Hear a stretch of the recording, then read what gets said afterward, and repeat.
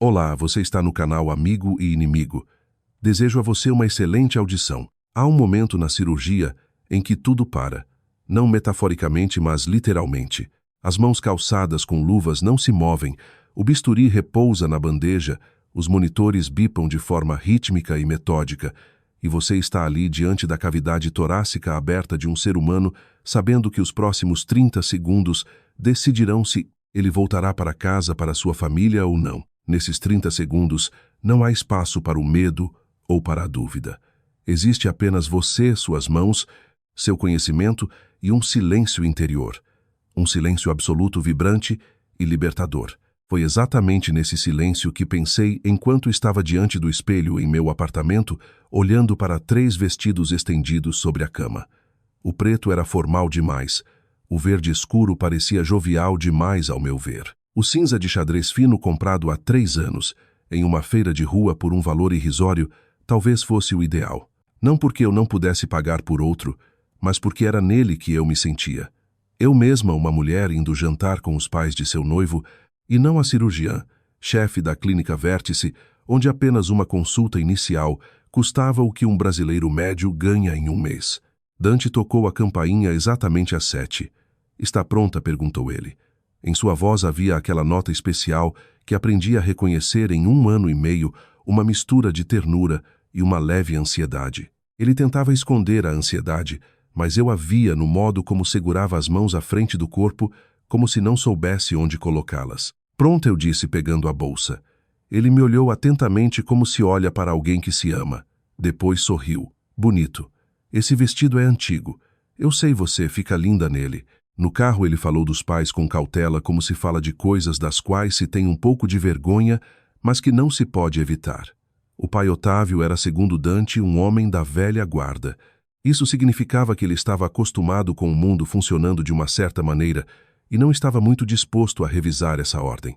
A mãe Lourdes era mais doce, mais suave, mas no geral compartilhava a visão do marido, pois 38 anos de vida em comum não são brincadeira. Isso cria uma linguagem compartilhada, julgamentos comuns, uma forma única de olhar para as pessoas. "Não se preocupe", disse Dante, parando em um semáforo da Avenida Paulista. "Eles são boas pessoas, apenas um pouco tradicionais." "Não estou preocupada", respondi. E era verdade. Eu não estava. Fiquei ali observando a cidade noturna de São Paulo através do vidro, pensando em quantas vezes na vida fui avaliada e em como há muito tempo deixei de depender dessas avaliações, ou pelo menos pensava que tinha deixado. Eu tinha 36 anos. Cresci no interior de Minas Gerais, em uma cidade cujo nome a maioria dos paulistanos nem conhece. Meu pai trabalhava como mecânico em uma fábrica. Trabalho honesto, mãos pesadas, cheiro de graxa e metal à noite. Minha mãe lecionava português e literatura em uma escola pública. O dinheiro na família era o exato para viver. Sem luxos, sem viagens para a praia, com apenas um par de sapatos bons guardados para as festas. Eu era uma criança boa, não silenciosa, mas boa. Lia compulsivamente e fazia perguntas para as quais os adultos nem sempre tinham respostas, e percebi muito cedo que o mundo era muito maior do que o que se via da janela do nosso apartamento no 5º andar. No primeiro ano do ensino médio, anunciei aos meus pais que faria medicina. Meu pai ficou em silêncio por um longo tempo e depois disse: "É difícil, Alessia." Minha mãe disse: "A concorrência é enorme." Ninguém disse: "Você não consegue." Eram pessoas bondosas e me amavam, mas no silêncio deles, essa palavra estava presente. Passei no vestibular. Nos primeiros 2 anos em São Paulo, morei em uma moradia estudantil em um quarto com mais 3 garotas e trabalhava como auxiliar de limpeza em turnos noturnos no hospital. Limpava enfermarias, trocava lençóis, ajudava a erguer pacientes pesados. Às vezes, depois do turno da noite, ia direto para as aulas sem ter conseguido dormir. Uma vez dormi na biblioteca sobre um livro de fisiologia, e a bibliotecária, uma senhora idosa de cabelos feitos, cobriu-me suavemente com seu casaco e não me expulsou. Até hoje me lembro dela com gratidão, embora não saiba o seu nome. A medicina não é apenas estudo, é um mundo à parte com sua própria hierarquia, linguagem e ética. Você entra lá como ninguém, e sai-se sair como alguém a quem outras pessoas confiam o que tem de mais precioso, seu corpo, sua vida. Nem todos suportam esse caminho. Alguns desistem após os primeiros cadáveres na anatomia, outros após o primeiro paciente perdido. Eu não desisti não porque fosse de ferro, mas porque cada vez que se tornava insuportável, eu me lembrava das mãos do meu pai, gastas calejadas cheirando a metal, e pensava: se ele pode, eu também posso. Após a faculdade veio a residência em cirurgia cardiovascular, porque foi ali no centro cirúrgico que senti o que descrevi no início, aquele silêncio especial onde você mais se assemelha a si mesma. Depois anos em hospitais públicos, muito trabalho, pouco dinheiro, filas na recepção, falta de equipamentos. Eu operava e aprendia tudo o que havia de novo, não porque alguém exigisse, mas porque eu não conseguia ser de outra forma. Ia a congressos, participava de casos complexos, escrevia artigos. Certa vez, em um congresso, um homem de uns 55 anos, vestindo um terno impecável e com os modos de quem está acostumado a tomar decisões, disse que estava criando uma clínica de novo formato privada, mas com medicina de verdade, não apenas medicina para ricos. Ele disse que tinha visto minha apresentação sobre revascularização do miocárdio e que buscava pessoas que soubessem pensar e não apenas cortar. Fui cética, mas ele me entregou um cartão e pediu que eu apenas pensasse. Pensei por 3 meses e depois aceitei. A Vértice tornou-se minha. Não no sentido de propriedade, mas no sentido de ser o lugar onde você finalmente faz o que sabe com as ferramentas que permitem fazê-lo bem. Durante 5 anos construí o departamento, formei a equipe e estabeleci protocolos. Às vezes percebia que ficava na clínica até meia-noite, não porque precisasse, mas porque simplesmente não queria ir embora. O trabalho era tudo o que eu sabia ser de verdade. A vida pessoal existia como um ruído de fundo. Houve uma história séria na residência que não resistiu aos meus turnos noturnos e à minha incapacidade de colocar relacionamentos acima do dever. Houve outros depois menos sérios que terminavam quase da mesma forma, ou o homem não entendia por que o trabalho podia ligar às 3 da manhã, e eu saía sem explicar, ou entendia bem demais e passava a me ver não como mulher, mas como uma colega de profissão. Aos 34 anos, eu me acostumara a viver sozinha e considerava isso plenamente aceitável. Conheci Dante Belacqua em uma exposição. Não planejava ir. Era sábado. Após uma semana exaustiva, eu queria dormir às 6 da tarde, mas no último momento algo mudou. Chamarei isso de cansaço do próprio apartamento. Acabei em uma pequena galeria na Vila Madalena que exibia obras de pintores americanos do início do século passado. Havia um quadro de Edward Hopper, não o mais famoso, mas um pequeno formato, uma estação ferroviária em algum subúrbio. Uma plataforma vazia, uma luz amarelada vinda de uma única janela. Nada acontece. Apenas a estação, apenas a luz, apenas um vazio que por algum motivo não parece solitário. Fiquei diante dele por uns 20 minutos. Você também acha que tem alguém lá dentro? Perguntou uma voz ao lado. Eu me virei. Um homem de uns 30 e poucos anos, de óculos, com uma taça de vinho tinto na mão. Não era um galã tradicional, mas havia em seu rosto algo vivo e vulnerável que estranhamente notei de imediato. O que? Perguntei. Aquela luz. Ela vem de algum lugar. Significa que há alguém lá dentro, só que não vemos. Olhei novamente para o quadro. Ele tinha razão. Eu estava pensando exatamente nisso, mas não tinha formulado em palavras. Ou a luz ficou e a pessoa já partiu, eu disse. Então o quadro é sobre solidão, ou sobre o fato de que partir não é assustador, pois a luz continua acesa. Ele ficou em silêncio olhando para a pintura, depois olhou para mim. Meu nome é Dante. Alessia. Ficamos na exposição por mais 1 hora conversando não apenas sobre Hopper, mas sobre cidades, sobre como as pessoas ocupam o espaço, sobre por que algumas casas parecem vivas e outras não. Ele era arquiteto e pensava o espaço exatamente assim, como uma conversa entre o ser humano e o que o rodeia. Eu ouvia e percebia que há muito, muito tempo não ouvia alguém com tanto interesse. Quando a galeria fechou, saímos para a rua e descobrimos que nenhum dos dois tinha planos. Tem um café aqui perto, disse ele um pouco incerto. É bom se você quiser. Eu quis. Ficamos lá até às 11h30 da noite falando de tudo: infância, profissão, livros. Eu disse que trabalhava na área da saúde. Ele perguntou: médica, e naquele momento algo em mim não quis dar uma resposta detalhada.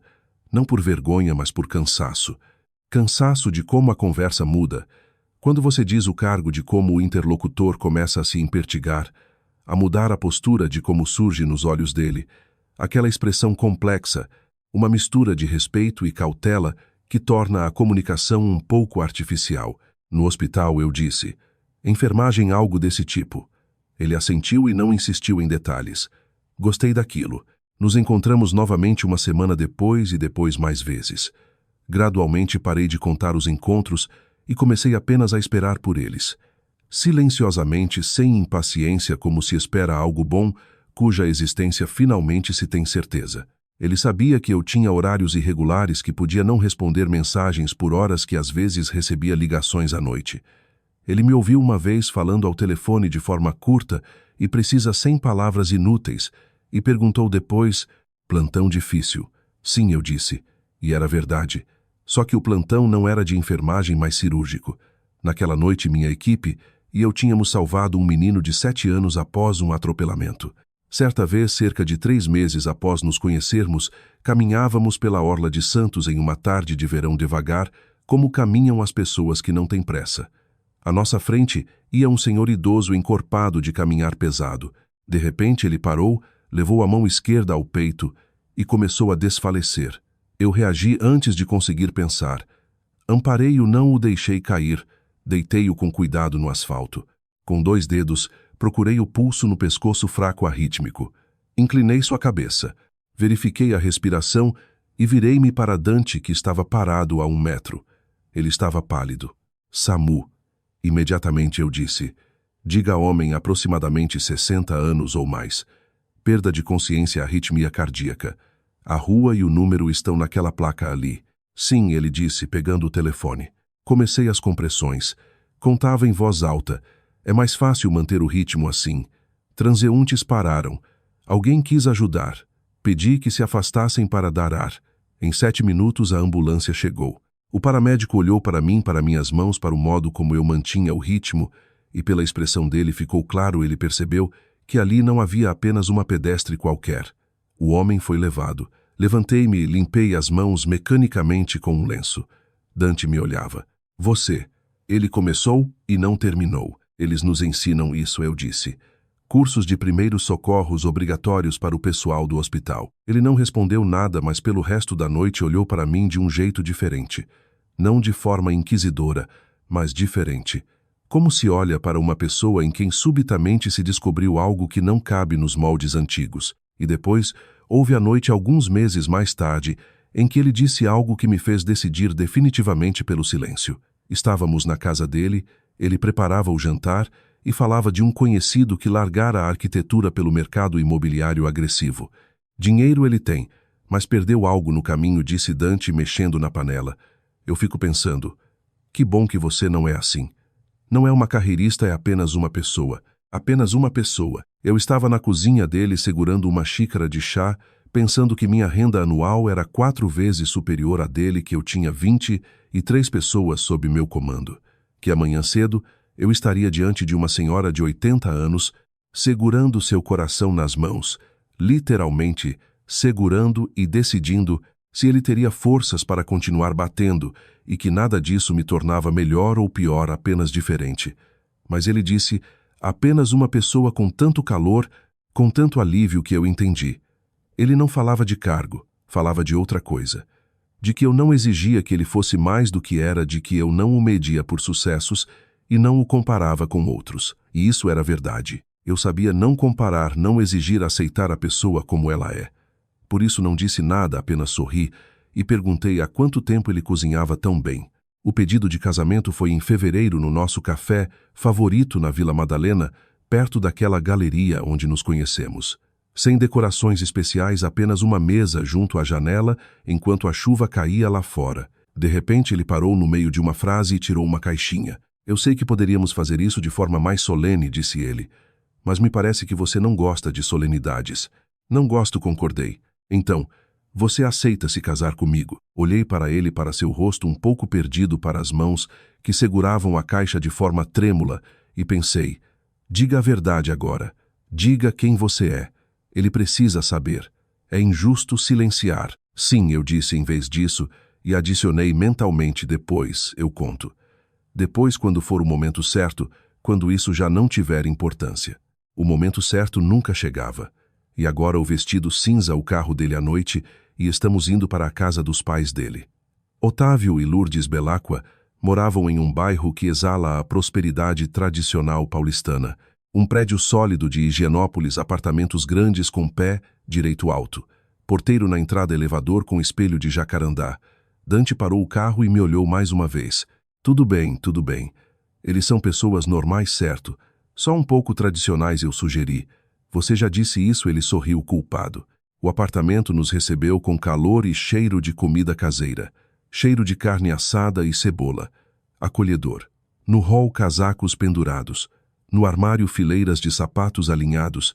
Cada coisa em seu lugar como deve ser. Na parede, uma foto grande emoldurada, Dante aos 10 anos, apertando os olhos para o sol ao lado dos pais jovens. Todos sorrindo. Uma família feliz comum. Lourdes veio nos receber. Baixa, impecável, usando um avental sobre uma blusa clara.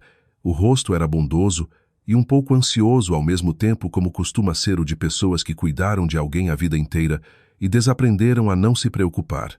Dante, meu filho, disse ela, abraçando-o. Depois virou-se para mim. Alécia, finalmente.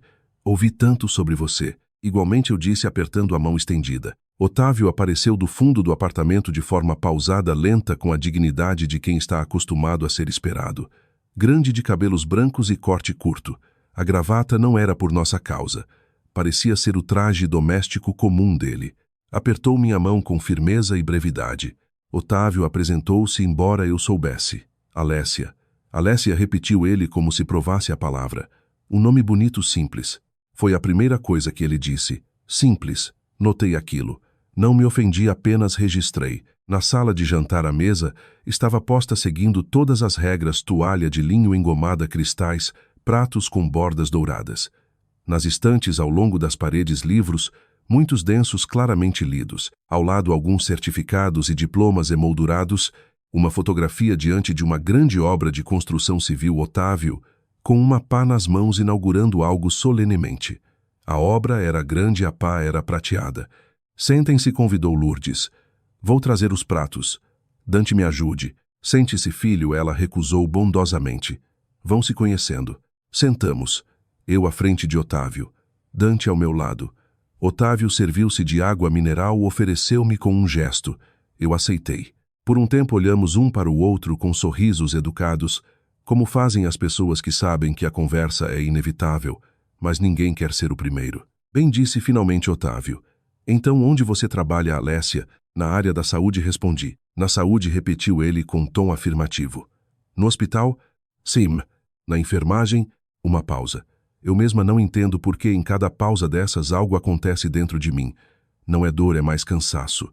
Cansaço de uma pergunta feita exatamente assim, com esse tom descendente. Sim, eu disse. Otávio assentiu com o ar de quem recebeu a resposta esperada. Não disse nada, apenas assentiu e tomou um gole de água. Lourdes trouxe as saladas. A conversa mudou para a comida, para minha origem, para o clima. Tudo corria em paz. Dante às vezes apertava minha mão por baixo da mesa. Eu comia e respondia às perguntas de forma linear, sem detalhes desnecessários. Uma cidade pequena em Minas, morando em São Paulo há muito tempo. Pais já não trabalham, são idosos. Seu pai trabalhava em quê? Perguntou Lourdes. Não por esnobismo, mas porque a conversa exigia continuidade. Mecânico em uma fábrica. Uma pausa curta. O rosto de Otávio não mudou, mas algo em seus ombros se alterou quase imperceptivelmente. Uma família de operários, disse ele. Pois bem, é algo digno. O que era digno era justamente o que eu conseguia ouvir, a condescendência embalada em correção, o respeito que, na verdade, é o seu oposto. Não respondi nada, apenas sorri. O jantar continuou. Lourdes falava dos vizinhos, da reforma de algum conhecido. Otávio passou para seus próprios temas. A indústria da construção, como as coisas eram antes, como são agora. Dante ouvia com a expressão de quem já ouvira aquilo muitas vezes, mas não queria ofender. Depois Otávio disse, como quem não quer nada, como quem comenta um detalhe. Sabe, Dante, aquele seu colega de faculdade, o Paulo, casou-se no ano passado. A esposa é diretora de uma área em um banco, uma moça séria. Eles compraram um apartamento nos Jardins. Pausa. Otávio bebeu água. Um lugar muito bom, os Jardins, acrescentou ele. Olhei para a toalha de mesa. Depois para o meu prato. A toalha tinha um padrão miúdo floral quase invisível. Pensei, interessante, há quanto tempo será que a compraram? Provavelmente há uns 20 anos. Provavelmente para alguma celebração. A Alessia mora na Vila Mariana, disse Dante. Não havia nada em sua voz, apenas informação. Vila Mariana, repetiu Otávio como se calculasse algo. Aluguel. Não, eu disse. Próprio. Muito bem, disse ele sem surpresa.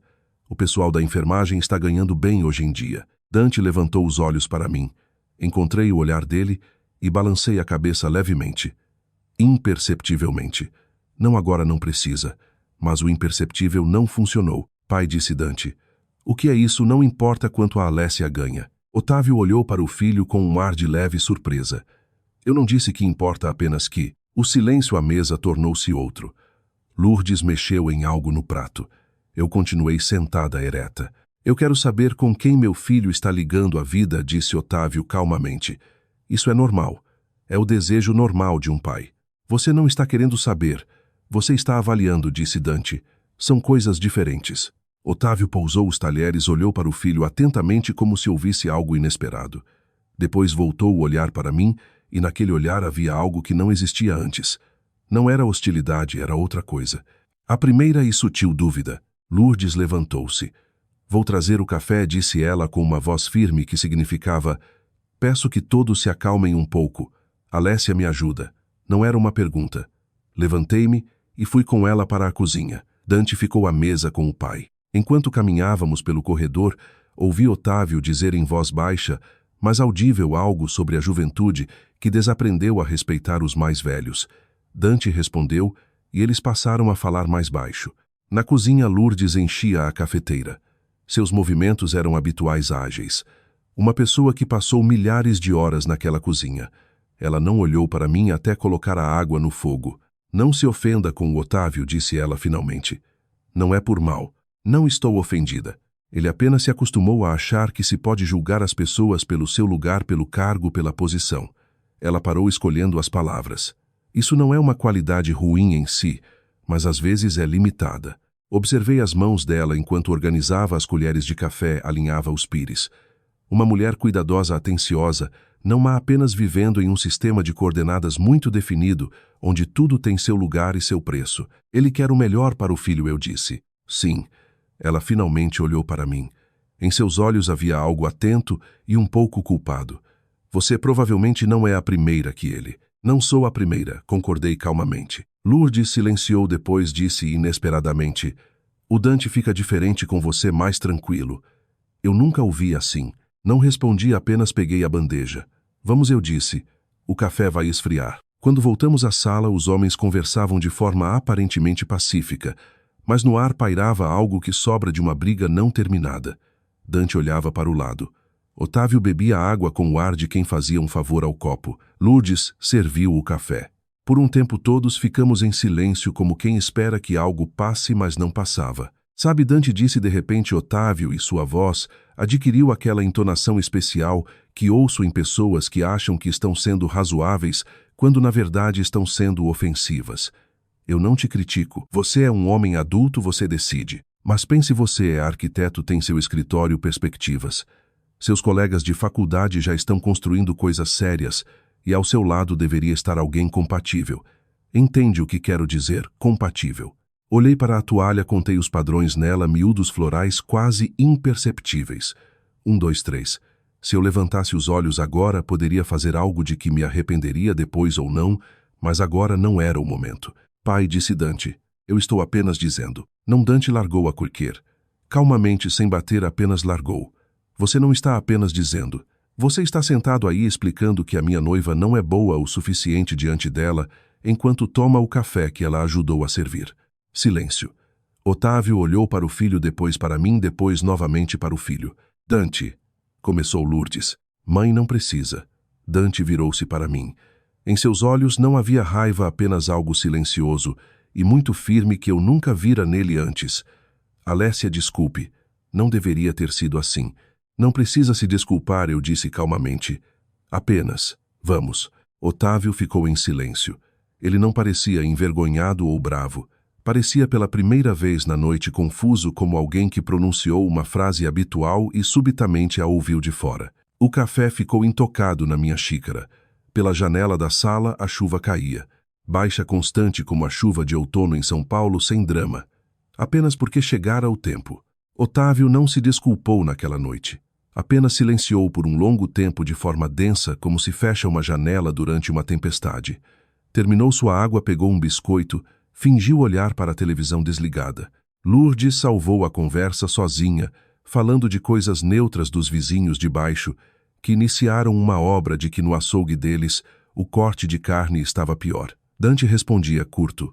Eu respondia um pouco mais longo por educação, por respeito ao esforço dela, pela simples compreensão de que ela também era refém da situação. Saímos por volta das 10. Otávio nos acompanhou até o hall, apertou a mão de Dante para mim, apenas acenou. Não foi frio, foi nada. Apenas um aceno, como se faz para pessoas pouco conhecidas. No carro, Dante silenciou por muito tempo antes de sair do prédio. Apenas ficou ali com as mãos no volante, olhando para a frente. Um poste no pátio piscava de forma monótona. Perdão, disse ele finalmente. Você já disse isso na mesa. Eu poderia ter parado antes. Não poderia, contestei. Você não sabia quão longe ele iria. As pessoas nunca sabem de antemão. Ele se virou para mim. No escuro era difícil ver seu rosto, mas eu distinguia o cansaço e algo mais. Algo para o qual eu ainda não tinha nome. Você está brava? Perguntou ele. Não. Triste? Eu pensei. Honestamente, não para responder, mas para mim mesma. Estou cansada, eu disse. É diferente. Ele assentiu depois, sem dizer uma palavra, cobriu minha mão com a dele. Pesada, segura, como se coloca a mão quando se quer dizer algo para o qual não existem palavras. Fomos assim em silêncio. A mão dele sobre a minha, a chuva no vidro. Olhei para os faróis dos carros em sentido contrário e pensei, ele acabou de se colocar do meu lado sem saber de nada. Sem saber quem eu sou. Sabendo apenas que o pai dele falava com a noiva dele em um tom com o qual não se deve falar com pessoas. Isso bastou para ele. Talvez isso seja o mais importante. Não o cargo, não quanto você vale, mas se a pessoa se colocará ao seu lado simplesmente porque você é a pessoa dela. Nos dias seguintes quase não falamos do jantar. Era um acordo tácito. Não por evitarmos o tema, mas porque ambos entendíamos que haveria uma conversa. Apenas ainda não era o momento. Dante veio à minha casa na quarta-feira, trouxe comida daquele pequeno restaurante árabe que ambos amávamos, organizou os recipientes na mesa e comemos conversando sobre tudo o novo projeto dele, algum filme que ele vira sem mim. Uma noite normal real. Mas em um momento, quando já terminávamos o chá, ele disse, Alessia, posso fazer uma pergunta? Pode. Você nunca fala do trabalho. Digo de verdade. O que você faz lá todos os dias? Eu sei que os plantões são pesados, mas... Ele parou. Eu só quero conhecer você. Olhei para minha xícara, depois para ele. É um trabalho complexo, eu disse. As pessoas chegam em estado crítico. Às vezes saem melhor, às vezes não. Isso exige muito. Pausa. Conte-me melhor sobre o seu projeto. Ele não insistiu, mas algo permaneceu em seus olhos. Uma pergunta que ele guardou, mas não retirou. Naquela mesma noite, depois que ele adormeceu, fiquei deitada ao lado dele, olhando para o teto. O apartamento estava silencioso, apenas a respiração rítmica dele e os sons raros da rua. Pensei que a omissão nem sempre é mentira. Às vezes é apenas um silêncio, que não é quebrado por tanto tempo que começa a parecer verdade. Eu não disse ao Dante que era enfermeira. Eu disse uma vez, enfermagem ou algo assim. Ele ouviu o que quis ouvir e eu não o corrigi. Não foi uma mentira, foi. O quê? Não encontrei a resposta e por fim dormi. O desfecho veio de um modo que eu não esperava. Foi em um sábado, 2 semanas após o jantar. Dante e eu decidimos ir ao mercado municipal. Ele queria comprar algo para a cozinha. Eu queria apenas caminhar, pois amo feiras e mercados desde criança. Minha mãe sempre me levava. Caminhávamos devagar. Ela explicava como escolher as cenouras e como conversar com os vendedores. Aquela foi minha primeira lição de que pessoas são pessoas em qualquer lugar, independentemente do contexto. Na saída do mercado, meu telefone tocou. Peguei-o mecanicamente, o celular do trabalho, não o pessoal. E Dante viu a tela antes que eu pudesse atender. Apenas por um segundo. Apenas o nome do remetente da mensagem que chegara um segundo antes, chefe da UTI Vértice. Atendi a ligação, falei de forma curta e precisa, como se fala quando a situação exige decisão imediata. Paciente pós-operatório. Saturação em queda. O anestesista queria confirmação do protocolo. Confirmei. Questionei a dosagem, pedi para ligarem em meia hora com o resultado e desliguei. Dante estava ao meu lado olhando para mim. Alessia, disse ele baixo. Sim, quem é o chefe da UTI? E por que ele está te perguntando sobre protocolos? Eu poderia ter dito qualquer coisa, qualquer frase que desviasse o assunto. Eu sei fazer isso. Há anos sei desviar uma conversa do que é desconfortável para o que é aceitável. Mas olhei para Dante, para o rosto dele, onde não havia acusação, apenas confusão e algo parecido com medo, e percebi que agora não dava mais, que aquele era o último momento após o qual o silêncio deixaria de ser apenas omissão. Ele pergunta para mim, eu disse, porque eu sou a cirurgiã, chefe da clínica. Silêncio. Não um silêncio dramático, apenas silêncio. O mercado fervilhava atrás de nós. Pessoas passavam com sacolas. Algum vendedor gritava ao longe. O que? Perguntou Dante. Cirurgiã, chefe. Clínica Vértice. É uma das maiores da cidade. Trabalho lá há 7 anos. Nos últimos 4 nesse cargo. Dante me olhou por um longo tempo. E a enfermagem? Eu nunca disse que era enfermeira. Você perguntou médica, e eu disse trabalho no hospital. Seus pais perguntaram enfermagem, e eu disse sim. Aconteceu. Parei. Foi errado. Errado, repetiu ele. E eu não entendi pelo tom o que aquilo significava. Não era raiva, era algo que ainda não tinha forma. Caminhamos até o carro, em silêncio entramos. Ele demorou a dar a partida. Por que? Perguntou ele finalmente. Por que você não me contou? E então eu disse a verdade, toda ela, sem palavras inúteis e sem tentativas de suavizar, porque estava cansada. Cansada de que, ao dizer o cargo, a conversa mude, a pessoa mude, comecem a se distanciar ou, ao contrário, a admirar excessivamente. Desaparece algo simples, e com ele era simples desde a primeira noite, e eu não queria perder aquilo. E quando eu disse que gostava que você não fosse carreirista, sim, inclusive naquela hora. Eu sabia que você não falava de cargo, mas naquele momento eu não conseguia explicar a diferença nem para você, nem para mim. Ele silenciou por mais 1 minuto. Então você ganha mais do que eu. Provavelmente. Muito mais, Dante. Não eu só. Ele silenciou. Estou tentando entender o que fazer com tudo isso. Você não precisa fazer nada. É apenas uma informação. Ela não muda um único dia que passamos juntos. Ela muda o que eu sabia sobre você. Não, eu disse. Você sabia tudo o que era importante. O resto é apenas o nome de um cargo. Longo silêncio. Ele olhava pelo para-brisa, depois ligou o carro lentamente. Estou bravo, disse ele. Quero que você saiba. Não porque você é cirurgiã-chefe, mas porque você não confiou em mim o suficiente para contar. Eu sei, disse eu. Eu sinto muito por isso. Fomos novamente em silêncio, mas era um silêncio diferente. Não aquele silêncio calmo e conciliador após o jantar com os pais. Era o silêncio de pessoas que têm o que dizer e ainda não sabem como. Em casa conversamos por muito tempo, talvez umas 3 horas. Uma conversa real, sem atalhos. A primeira desse tipo em todo o tempo que nos conhecíamos. Ele falou de como se sentia às vezes desconfortável perto de mim e não entendia por quê. Algo o pressionava e agora ele achava que em algum nível sentia que algo não batia. Eu falei de onde vinha o hábito de esconder o que te define, do medo de que voltem a te ver através disso e não junto com isso. Você teve medo que eu fosse como o meu pai, disse ele. Não você. A situação. É a mesma coisa. Não são coisas fundamentalmente diferentes, ele pensou. Tudo bem, disse ele finalmente. Mas não faça mais isso.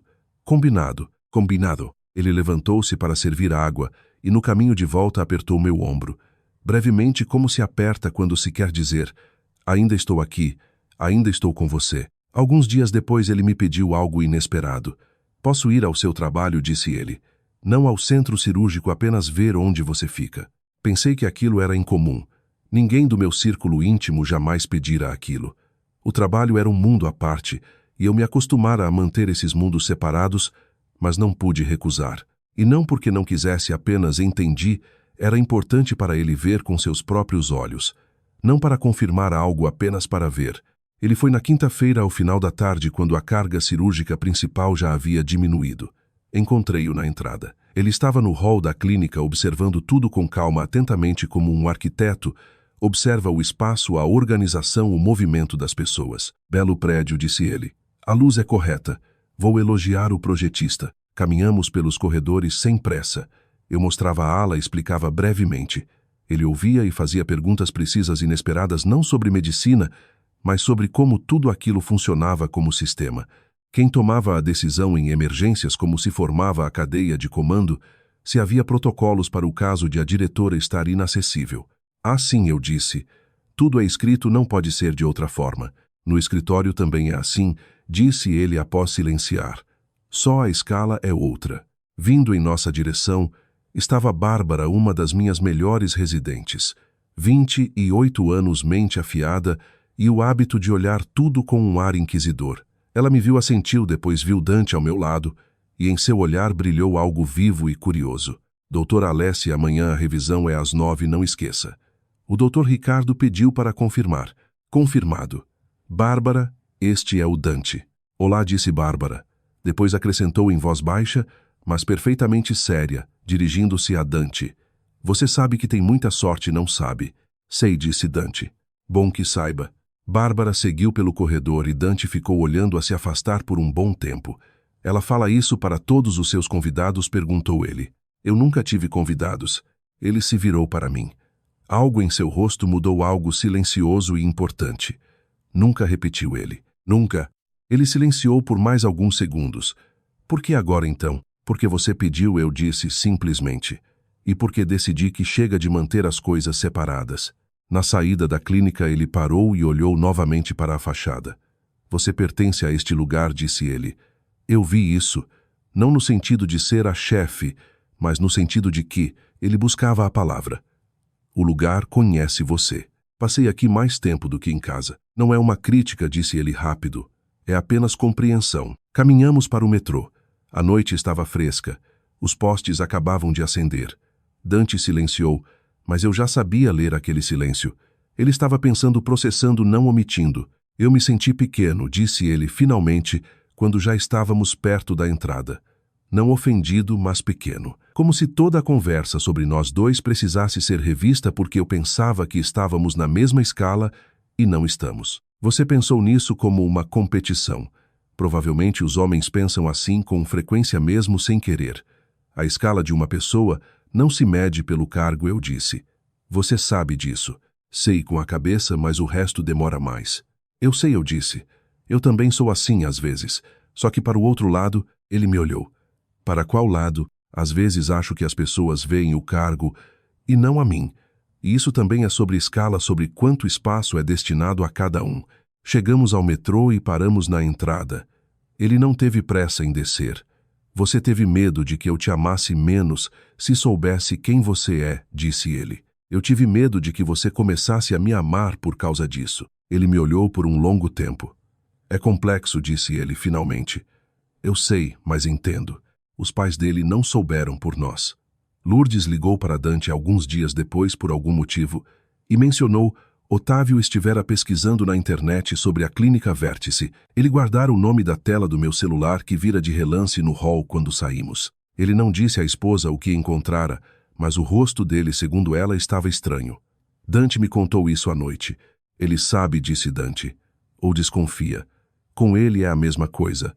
Assenti. Silenciamos. O que você quer fazer? Perguntou Dante. Nada. Esperar. Se ele tiver algo a dizer, ele dirá. Otávio me ligou pessoalmente 3 dias depois. Não para o Dante, para mim.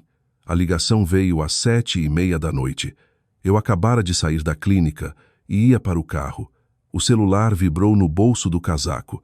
Alessia, disse ele. A voz era firme, mas havia algo nela que não existira da última vez. Um esforço como de alguém que se preparou. Olá. Eu queria. Pausa. Temos uma conversa pendente, se você não se importar. Não me importo. Amanhã tem um café na Alameda Santos. Chama-se Santo Grão. Conhece? Encontro você lá às 13 horas, se puder. Posso? Breve silêncio. Obrigado, disse ele. Aquela palavra, ao que tudo indicava, foi dita com esforço. Contei ao Dante. Ele quis ir junto. Expliquei que não. Aquilo precisava acontecer sem ele, justamente porque com ele tornaria-se uma conversa de pai para filho, em que eu seria apenas o pretexto. Sem Dante era uma conversa entre duas pessoas, que tinham o que dizer uma à outra. O café era acolhedor, com painéis de madeira e janelas altas. Otávio estava em uma mesa de canto. Chegara antes. À sua frente um copo de água intocado. Era um bom detalhe ele chegara cedo e não bebera nada porque estava esperando. Tirei o casaco, pendurei-o na cadeira, sentei-me. Por um tempo ambos olhamos o cardápio, embora nenhum de nós estivesse pensando em comida. Você encontrou informações sobre a clínica, eu disse. Não era uma pergunta, era uma constatação. Encontrei, disse ele. O que le? Otávio fechou o cardápio, olhou para mim diretamente como provavelmente olhava em reuniões de diretoria quando queria entender uma pessoa. Que você é a cirurgiã, chefe, que tem publicações em revistas científicas, que operou casos complexos. Nova pausa. E que sua clínica é uma das referências da cidade. Silêncio. Eu quero perguntar, disse ele. E agora sua voz mudou. Não era a de um diretor, nem a de um pai, era apenas humana. Você silenciou de propósito por maldade para depois ver que cara eu faria. Não, eu disse. Nem por maldade, nem para ver depois. Então por quê? Contei a ele o mesmo que contara ao Dante sobre o cansaço, sobre como a conversa muda. Falei curto, sem excessos. Ele ouvia de verdade, não preparando a resposta enquanto eu falava. Você achava que eu iria. Ele não terminou. Eu achei que a conversa se tornaria outra, eu disse. E não errei. Veja como estamos conversando agora. E como conversamos naquele dia. Otávio olhou por um longo tempo para sua água intocada. Naquele dia, eu conversava com a enfermeira do meu filho, disse ele lentamente.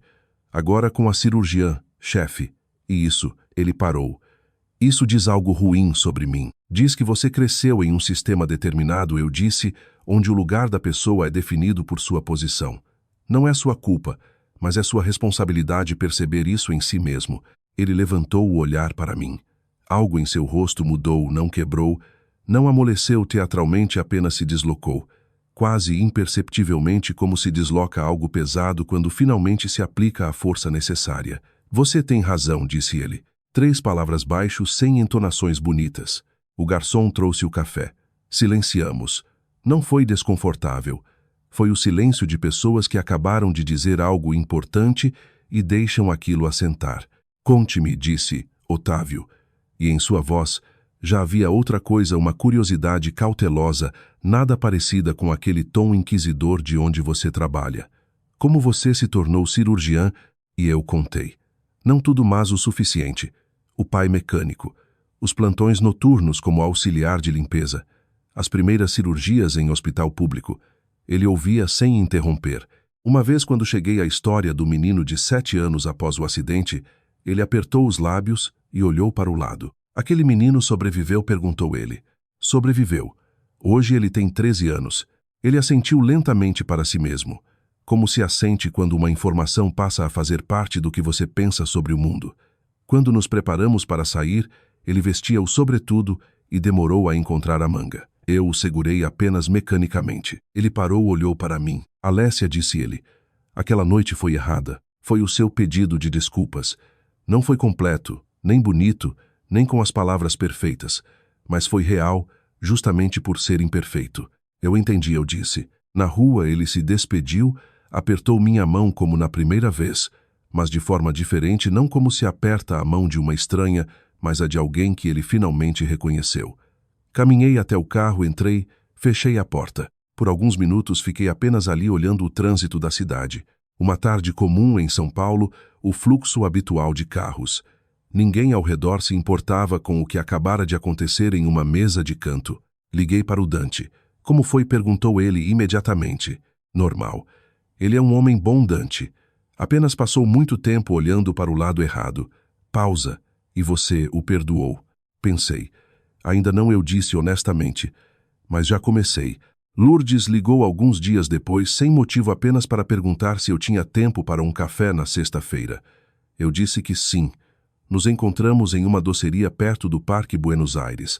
Ela parecia diferente de como estava naquele jantar. Não pelas roupas, mas simplesmente sem o papel de anfitriã que serve e suaviza ao mesmo tempo. Apenas uma mulher de pouco mais de 60 anos, impecável, um pouco ansiosa, com uma xícara de café nas mãos. O Otávio me contou que vocês se encontraram, disse ela. Ele não deu detalhes, mas voltou para casa diferente. Nós conversamos, eu disse. Estou feliz. Ela me olhou por cima da xícara. Alessia, posso perguntar uma coisa, não sobre o trabalho apenas. Pessoal. Pode. Quem te ensinou na infância? Quem foi a pessoa principal para você? A pergunta foi inesperada. Minha mãe, eu disse. Ela ensinava literatura na escola, nunca disse que eu deveria ser de um jeito específico. Dizia: leia, observe, pense, o resto vem com o tempo. Lourdes assentiu como se reconhecesse algo familiar. Eu tive uma mãe parecida, disse ela baixo, só que eu não a ouvi como deveria. Casei-me cedo, passei a cuidar da família. O Otávio teve sucesso. Eu me orgulhava dele. Orgulhei-me por tanto tempo que acabei perdendo um pouco do meu. Pausa. Digo isso para que saiba que não somos pessoas más. Apenas nos acostumamos a olhar para uma única direção por muito tempo, e quando se vê algo que não se encaixa, dá medo, sugeri. Sim, exatamente. Ficamos ali por cerca de 1 hora. Ela não perguntou sobre o cargo nem sobre a clínica, mas sobre como vivia em São Paulo nos primeiros anos, se sentia saudade de casa. Respondi com honestidade, sem floreios. Gradualmente a conversa tornou-se o que não costuma ser em um primeiro encontro real. Na despedida ela pegou minha mão. Por um segundo, levemente. O Dante ficou diferente com você, disse ela. Quero que você saiba. Eu vejo isso e gosto. Caminhei para o metrô pensando que o perdão não é uma decisão única. São muitas pequenas decisões que se toma uma após a outra, até que em um momento se descobre ele já aconteceu sem anúncios, sem momentos solenes. Apenas em um dia comum você percebe que a raiva não existe mais. Existe apenas o cansaço dela e algo novo ainda sem nome em seu lugar. A primavera naquele ano chegou tarde.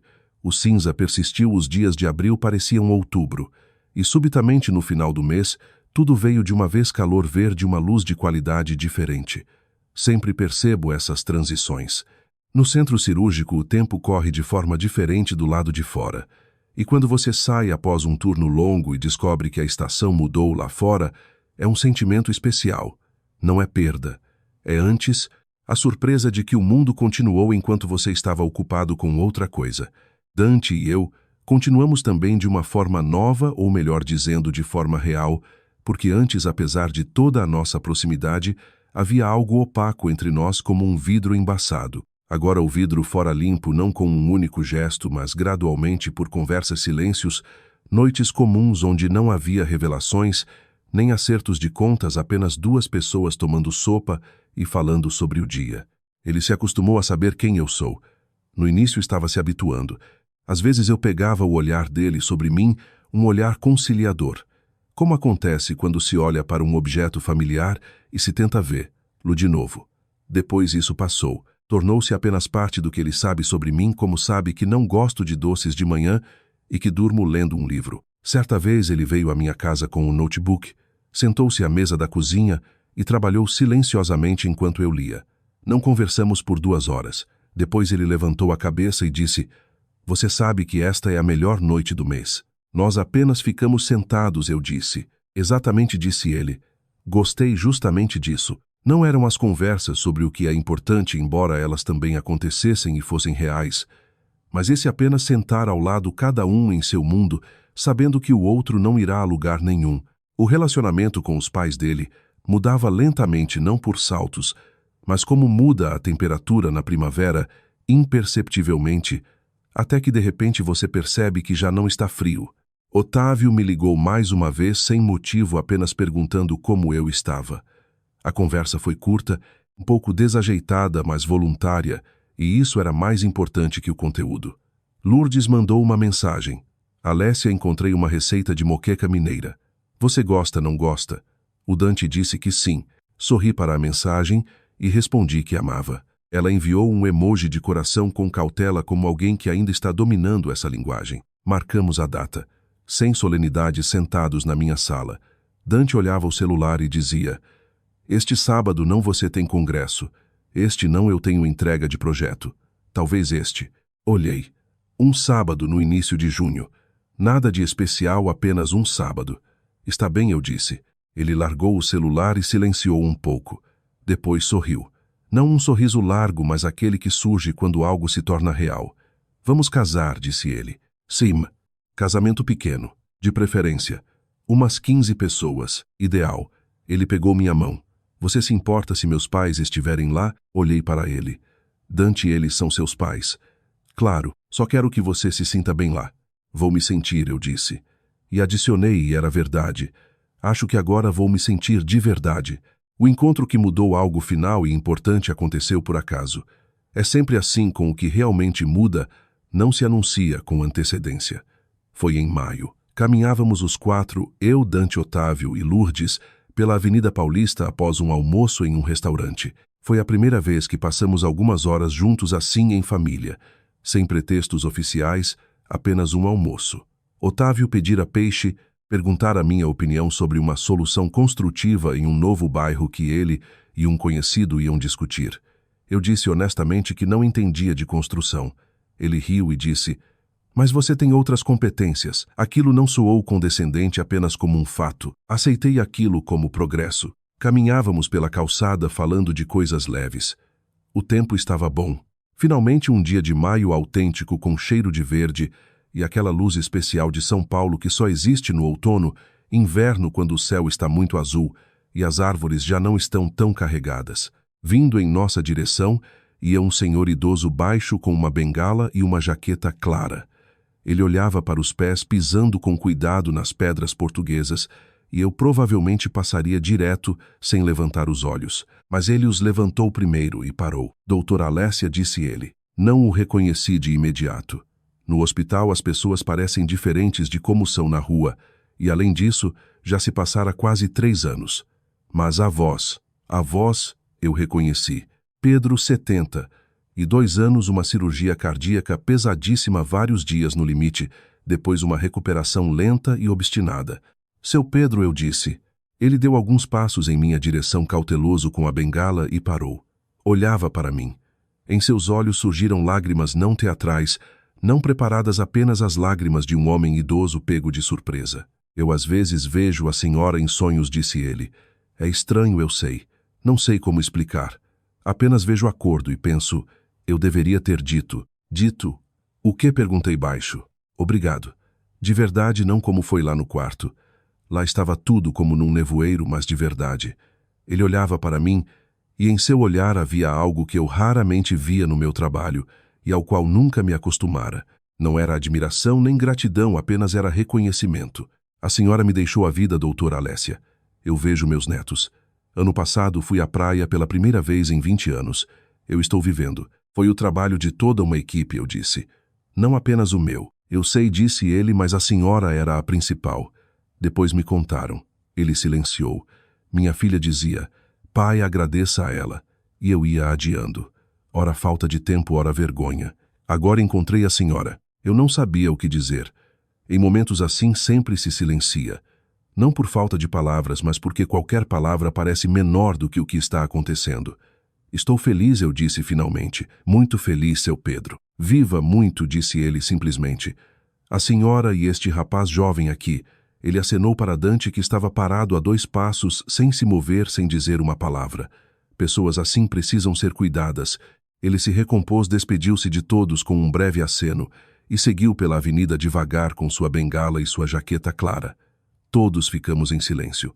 Eu me virei. Dante não olhava para o rosto nem para o homem que partia, mas especificamente para mim. Lourdes segurava a mão do marido e Otávio. Ele estava um pouco de lado e eu vi que ele olhou para o rastro de seu Pedro por muito tempo sem se mover. Depois ele se virou para mim. Em seu rosto não havia nada do que eu esperava ver. Nem embaraço, nem arrependimento demonstrativo, apenas algo muito simples, como acontece com as pessoas quando veem algo maior que elas mesmas, e isso subitamente coloca tudo no lugar. "Alessia", disse ele, "perdoe-me. Não apenas aquela noite foi errada. Sem rodeios, perdoe-me." Olhei para ele por alguns segundos. Lourdes não disse uma palavra, estava ao lado e parecia quase não respirar. "Tudo bem", eu disse. Não foi uma frase de efeito. Apenas tudo bem. Apenas sim. Dante pegou minha mão. Seguimos pela avenida, todos os 4 sob a luz de maio, em um silêncio que não exigia preenchimento. Em algum lugar, crianças gritavam, corriam atrás de pombos. Um senhor no banco lia o jornal. Uma mulher jovem empurrava um carrinho e falava ao celular. Um dia comum, uma cidade comum, uma vida comum na qual acabara de acontecer algo que não tinha obrigação de acontecer, mas aconteceu. O segundo jantar na casa dos Belacqua foi completamente diferente. O mesmo hall, casacos no cabide, sapatos em seus lugares, a mesma sala, diplomas na parede, cristais. Na estante, A mesma toalha de linho engomada que eu agora entendia. Lourdes só usava para casos importantes, mas algo no ar era diferente, fosse a luz ou o modo como Otávio abrira a porta, não com a dignidade de quem é esperado, mas simplesmente abrindo e dizendo: "Bom te ver, Alécia. Alécia, não Alécia." Notei aquilo. Um pequeno detalhe, um grande significado. Lourdes preparara a tal moqueca, aquela que mencionara na mensagem. A comida estava autêntica, suculenta, no ponto certo. Ela explicou que ligara para uma amiga que morava em Minas para ter certeza do tempero. "Você gosta?" perguntou ela, um pouco ansiosa. "Muito", eu disse sinceramente. A Lourdes refez o caldo 3 vezes, disse Otávio com o tom de quem costuma brincar com a esposa, mas com ternura. Otávio, disse Lourdes. "O que foi, Lourdes, é a verdade." Eu disse a ela: "Ela vai gostar." Dante trocou olhares comigo, e ambos mal contivemos os sorrisos. Era outra entonação naquela mesa. Viva doméstica sem atenção cerimonial. À mesa falamos de tudo, do casamento, de onde queríamos morar, depois dos planos de Dante de abrir seu próprio pequeno escritório. Otávio ouvia sobre o escritório com atenção, fazia perguntas concretas de negócios, sem sombra de condescendência. "Você pensou em uma sociedade?" perguntou ele ao Dante. "Sozinho é mais difícil começar. Pensei, tem um colega. Trabalhamos juntos por 3 anos, nos entendemos. Isso é o principal." "É o principal", disse Otávio. "A técnica se corrige, o entendimento não." Peguei o olhar de Dante. Ele balançou a cabeça levemente, imperceptivelmente. Ambos ouvíamos naquelas palavras mais do que uma conversa sobre escritórios. Em um momento, Otávio dirigiu-se a mim sem preâmbulos, como se fala com alguém com quem se sente à vontade. "Alécia, e na sua clínica, como você selecionou sua equipe, isso me interessa. No meu tempo, sofri muito com isso nas obras. Encontrar um profissional é possível, mas que seja também uma pessoa. É raro." Respondi, falei sobre como um cirurgião pode ser tecnicamente brilhante e ao mesmo tempo destruir a equipe apenas com sua atitude perante as pessoas. Que há muito tempo parei de contratar quem não sabe ouvir. Que cirurgias são sempre várias pessoas, e se não houver confiança entre elas, o paciente sente isso mesmo sob anestesia. Nas reações fisiológicas, nos números do monitor. Otávio ouvia com uma atenção que eu não esperava dele. Depois disse: "Então é o mesmo que em uma grande obra, só que o preço do erro é outro." "Outro", concordei. "E a responsabilidade é outra." "Sim." Ele assentiu devagar. Em seu olhar havia algo respeitoso, não fingido, mas o que surge quando uma pessoa vê o profissionalismo alheio e o reconhece honestamente. Quando tirávamos a mesa, Lourdes demorou-se ao meu lado na cozinha. "Estou feliz que as coisas tenham ficado assim", disse ela baixo. "Sinto muito que no início." "Não precisa", eu disse. "Precisa", contestou ela, suave, mas firme. "Quero dizer apenas em voz alta, sem motivo, sinto muito." Assenti. Lavamos os pratos em silêncio, lado a lado, como pessoas que não precisam de explicações. O casamento foi pequeno, exatamente como queríamos. 15 pessoas, meus pais que vieram de Minas e passaram a semana anterior emocionados. Alguns amigos próximos de cada lado. Um restaurante pequeno com flores frescas nas mesas e janelas para o parque. Sem pompas, sem protocolos. Apenas as pessoas que nos amam e nós entre elas. De manhã, enquanto eu me arrumava em casa, meu pai ligou. Ele e minha mãe estavam em um hotel no centro e eu ouvia no telefone minha mãe falando algo ao fundo, apressada como sempre antes de um evento importante. "Alécia", disse meu pai, "como você está?" "Bem, pai, tranquila." "Que bom que está tranquila." Ele silenciou. "Você escolheu um homem bom?" "Sim, ele tuve." Pensei nisso. No Dante no carro após o jantar com os pais, com a mão sobre a minha. No Dante que disse ao pai: "Você não está querendo saber, está avaliando." No Dante que pediu para ir à clínica apenas para ver onde eu fico. Ouve, eu disse. "Então está tudo certo", disse meu pai. E ouvi em sua voz o alívio, aquele que a pessoa carrega por muito tempo e finalmente solta. Meu pai apertou a mão de Dante como se aperta a mão de quem se confia à filha, com firmeza, com uma pausa, olhando nos olhos. Dante sustentou o olhar sem piscar, sem desviar. Olhei para os dois e pensei: eis 2 homens que quase não sabem nada um do outro, mas ambos entendem o mais importante. Minha mãe chorava baixo, cuidadosamente secando os cantos dos olhos com o lenço que tirara da bolsa ainda no cartório. "Você está feliz?", sussurrou ela quando nos abraçamos. "Sim", eu disse, e era a verdade. Não era uma verdade bonita ou complexa, era apenas a verdade. À mesa, meu pai e Otávio ficaram lado a lado. Foi assim que os lugares foram organizados, e por um tempo fiquei observando-os de soslaio. Dois homens idosos de origens diferentes, de escalas de vida diferentes. Um passara a vida trabalhando com as mãos, o outro dirigindo pessoas que trabalhavam com as mãos. Mas sobre algo eles falavam primeiro com cautela, depois com mais liberdade. Não ouvi as palavras, apenas vi. Meu pai disse algo. Otávio riu de verdade, sem formalidades. Meu pai também sorriu. Algo em comum eles encontraram. Depois entendi que ambos sabiam fazer algo bem feito. Ambos sabiam o que era o trabalho real. Essa é uma linguagem comum que não depende de cargo nem de renda. Otávio fez um discurso. Eu não sabia que ele falaria. Dante também não. Otávio levantou-se e ergueu a taça, e o salão silenciou. Não porque alguém pediu, mas naturalmente. Eu não sei falar bonito, começou ele. A Lourdes sabe eu não. Por isso serei breve. Ele olhou para mim. Alessia, eu não a vi de imediato. Foi um erro meu e eu o reconheço. Mas depois eu vi. E o que eu vi? Ele parou por um segundo. Ele não ensaiara, era visível. As palavras vinham enquanto ele falava. O que eu vi foi uma pessoa que se fez sozinha, de baixo para cima, e que ao mesmo tempo permaneceu humana. Isso é raro. Encontrei poucas assim na vida. Ele levantou a taça. Pela Alessia e pelo Dante, que teve a inteligência de não a deixar escapar. No salão riram com calor sinceramente. Dante beijou minha têmpora. Meu pai secou os olhos com o punho da camisa e fingiu que não secara. Olhei para Otávio e pensei, eis um homem para quem isso custou esforço, não porque ele seja mau, mas porque rever a si mesmo sempre custa esforço em qualquer idade, especialmente naquela em que parece que tudo já está decidido e calibrado.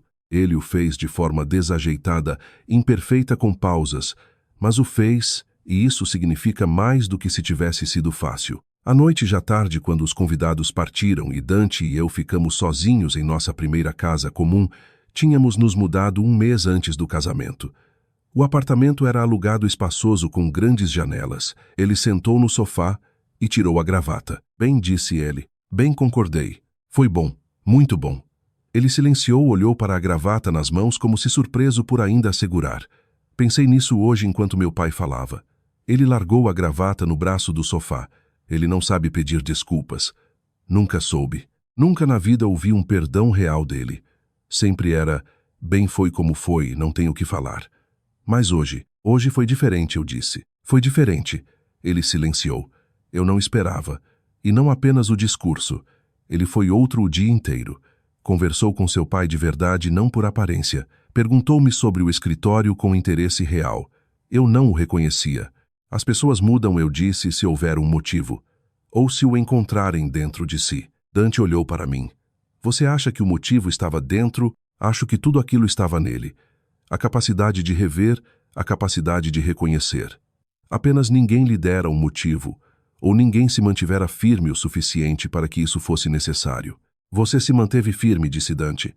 Eu apenas fui eu mesma. Com você é a mesma coisa. Sorri. Não em resposta ao elogio, mas porque subitamente percebi que ele tinha razão. Isso era o que eu evitara por tanto tempo, apenas ser eu mesma, sem camuflagem e sem defesas. Descobri que não era perigoso. Era libertador. Você aprendeu algo com tudo isso? Perguntei. Ele pensou seriamente como pensa quando não quer responder a primeira palavra que vem à mente. Aprendi a não confundir silêncio com ausência. Pausa. Você silenciou não porque não tinha nada a dizer, mas porque não havia um lugar seguro onde dizer. Eu quero que esse lugar sempre exista para nós. Ele existe agora, eu disse. Sim. Ele levantou-se e espreguiçou-se. Sabe o que mais me impressionou naquele sábado no mercado municipal? Não o fato de você ser a cirurgiã, chefe, mas como você falava ao telefone. Curto, exato, sem palavras inúteis. E entendi, ela faz isso todos os dias. Para ela não é extraordinário. É apenas o trabalho. É apenas o trabalho, concordei. E depois você desligou o telefone e voltou a ser a Alessia que compra cenouras na feira. E é a mesma mulher. Isso foi o que mais me impressionou. Ele foi para a cozinha ligar a chaleira e eu fui para a janela. Nosso bairro era silencioso.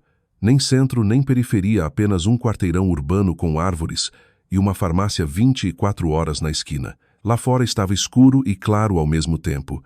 Postes, janelas nos prédios vizinhos e ao longe o brilho fraco da cidade que nunca apaga completamente.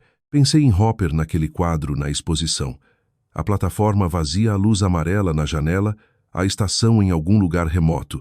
Naquela época eu dissera, talvez a luz tenha ficado e a pessoa tenha partido. Naquele momento parecia certo.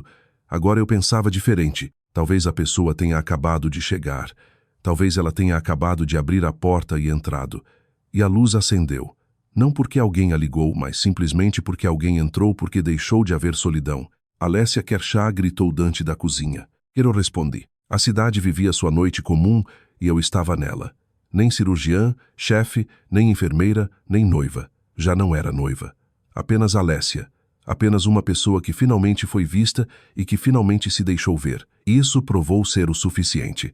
Obrigado por ouvir até o fim. Se você achou esta história interessante, inscreva-se no canal e deixe seu like para não perder os próximos vídeos.